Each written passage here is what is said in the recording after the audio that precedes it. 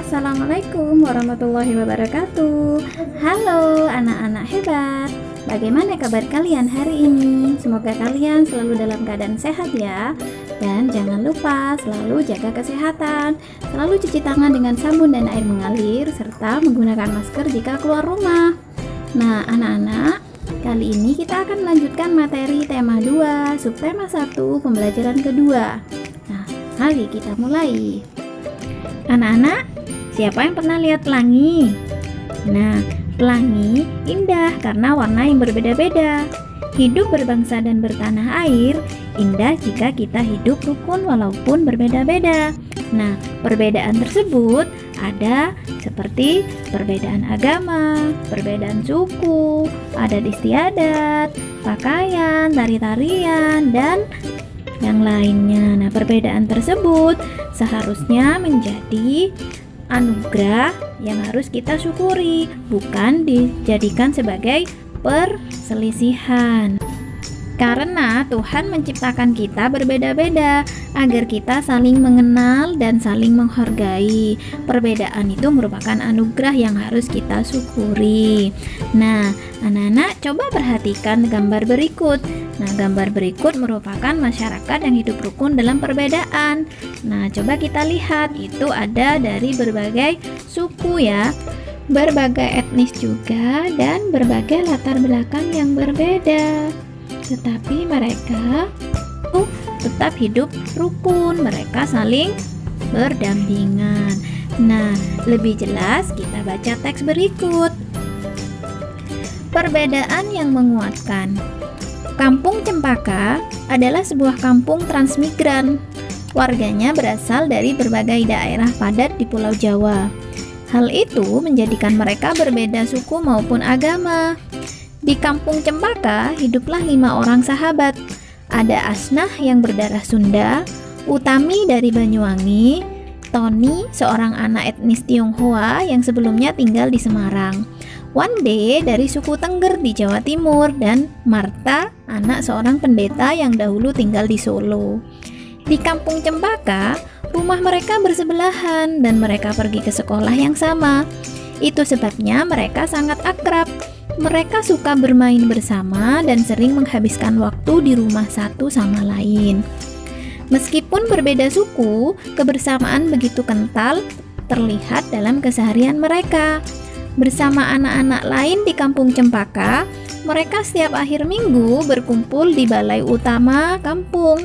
Biasanya, selain berolahraga bersama, mereka juga kerap berkeliling ke rumah warga, membantu melakukan apa saja yang dibutuhkan warga. Kadang-kadang, mereka membantu warga lanjut usia, sekadar membereskan rumah atau menyiapkan makanan.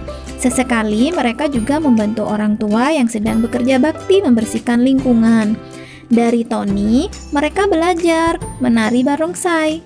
Lalu mereka ajarkan tarian itu kepada anak-anak sekampung. Sementara itu, setiap tiba saat panen, Wande dan keluarganya akan sibuk memimpin warga membuat tumpeng gede, yaitu nasi khas dari daerah Tengger yang dibuat untuk mensyukuri berkah Tuhan dalam wujud panen raya.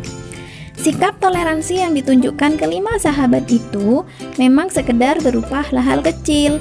Hal kecil dalam keseharian itulah yang mencerminkan kehidupan Bhinneka Tunggal Ika di Kampung Cempaka yang kaya akan perbedaan.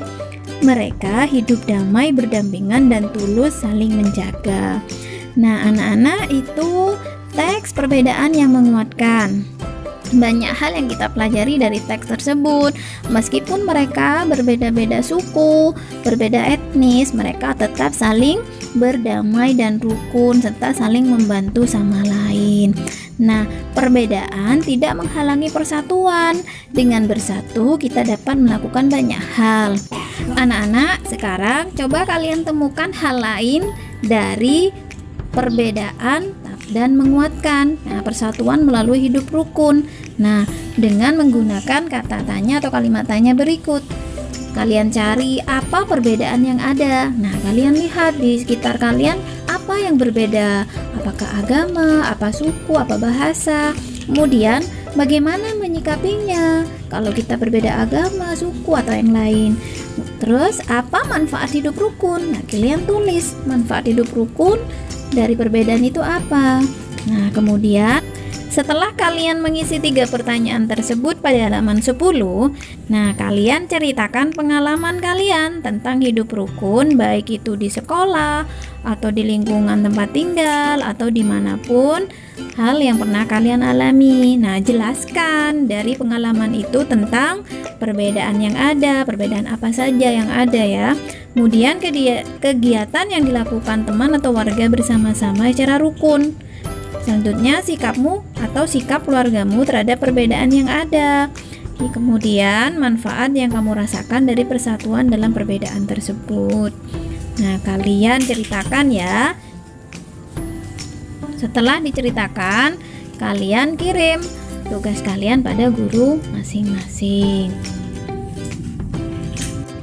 Nah, anak-anak, dari teks tadi dan dari gambar kita dapat pengetahuan bahwa perbedaan yang kita alami atau kita miliki dalam kehidupan itu merupakan ciptaan Tuhan yang harus kita syukuri. Nah, perbedaan tersebut merupakan anugerah agar kita saling mengenal dan saling menghormati serta menghargai. Dan perbedaan tersebut harus disatukan dengan semangat persatuan agar tumbuh rasa saling kebersamaan.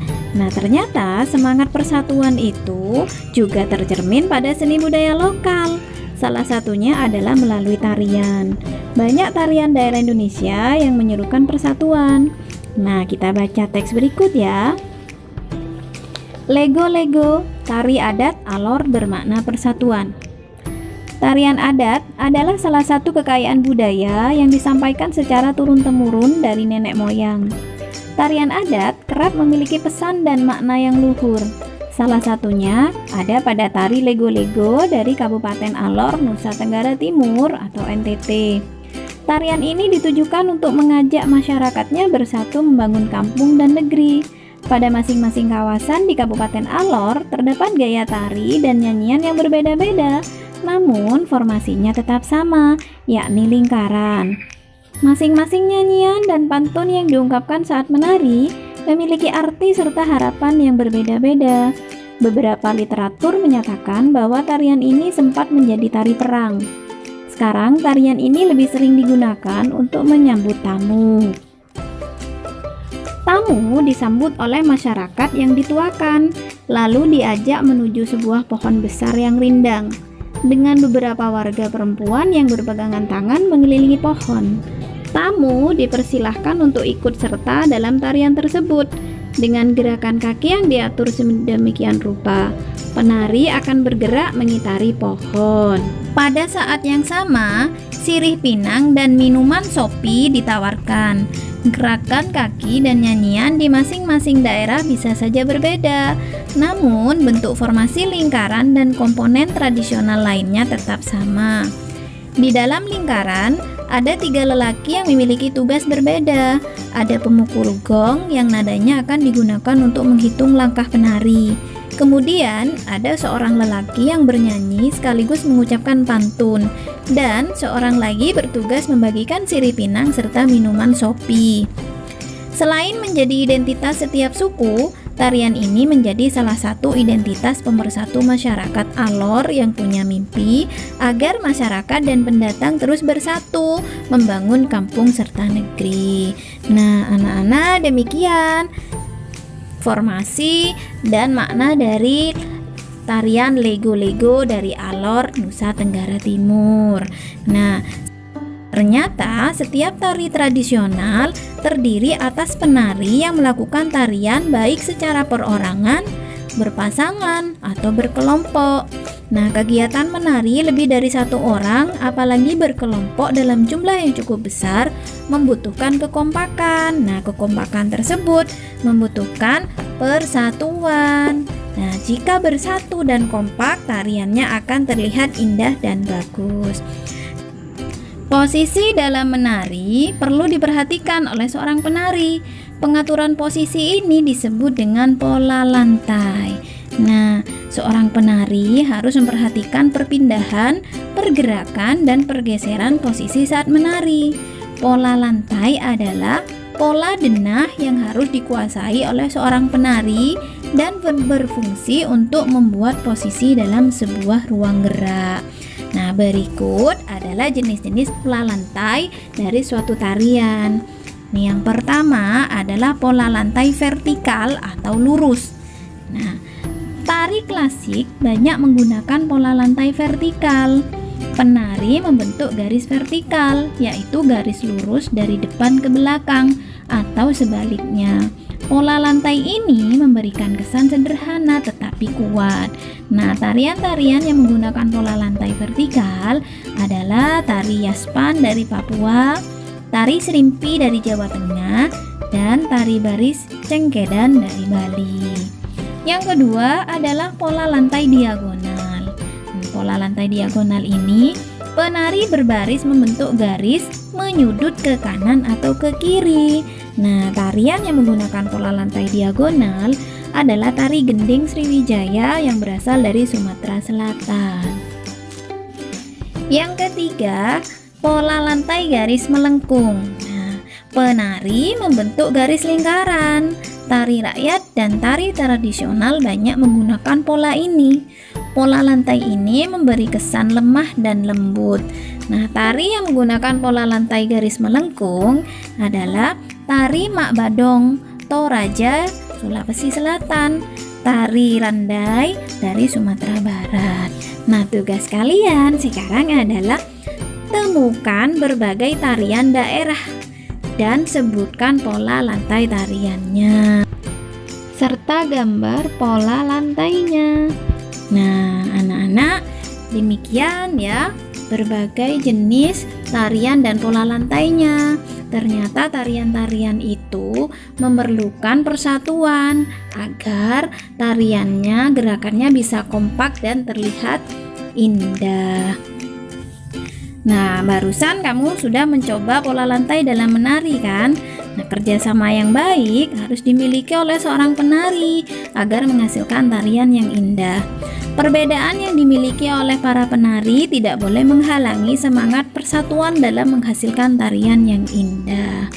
Nah, anak-anak, demikian pembelajaran kali ini. Banyak ilmu yang kita dapat.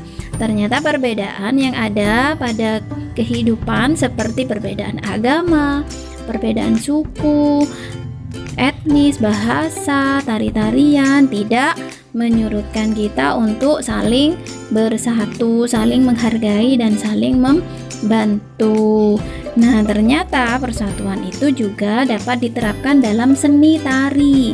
Nah, persatuan itu dapat menjadikan kekompakan dalam gerakan tari. Nah, kekompakan gerakan tari tersebut dapat ditentukan dalam pola lantai dari tarian tersebut. Nah, anak-anak, pembelajaran kali ini tema 2, subtema 1, pembelajaran 2 sudah selesai. Nah, terima kasih buat semua yang sudah mengikuti pembelajaran ini sampai selesai. Yang belum subscribe, jangan lupa subscribe. Dan yang sudah subscribe, terima kasih ya. Dan jangan lupa tekan tombol loncengnya agar kalian tidak ketinggalan video selanjutnya. Nah, anak-anak, semoga pembelajaran hari ini bermanfaat. Sampai ketemu pada pembelajaran selanjutnya. Ibu akhiri, wassalamualaikum warahmatullahi wabarakatuh.